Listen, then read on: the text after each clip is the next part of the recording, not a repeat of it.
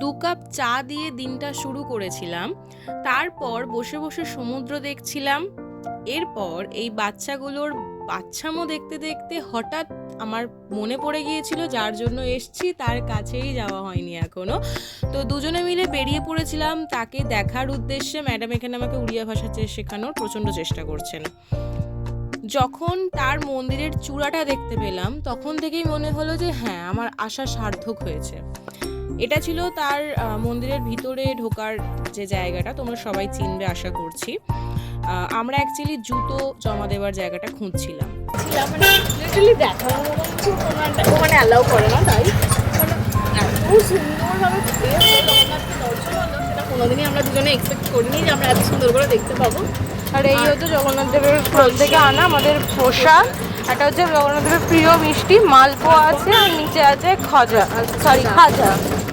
তো চলো। মন্দির থেকে বেরিয়ে খাজা টাজা কিনে বালির মধ্যে হাঁটতে আমাদের যা অবস্থা হয়েছিল দেখো শুনে।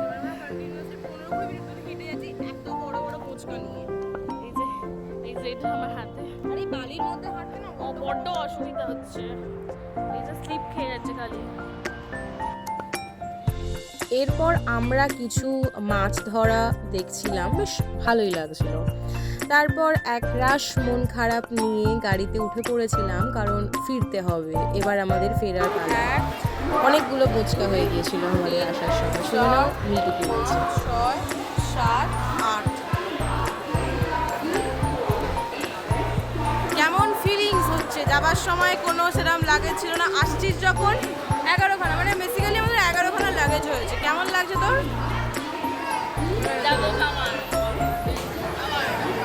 আমার ভালোই লাগছে, খারাপ না। অন্য সময় যদি কোনোদিন দুজনেই ঘুরতে যাই ফিলিং ভেরি হ্যাপি, আজ ফিলিং এতটাও হ্যাপি নয়। এত কিছু জিনিস নিয়ে যাচ্ছে ঠিক কথা, মানে এর মধ্যে আমার অনেক অনেক কিছু জিনিস আছে যেগুলোর জন্য আমাকে হ্যাপি হতে হবে। অবশেষে ট্রেনটা কোলাঘাট স্টেশন পেরোলো। আমরাও সাঁতরাগাছি স্টেশনে নেমে গাড়িতে উঠে পড়েছিলাম বাড়ি আসার উদ্দেশ্যে। অনেক স্মৃতি নিয়ে আসলাম, পরের বছরে যাবার আবার প্রমিস করে এলাম।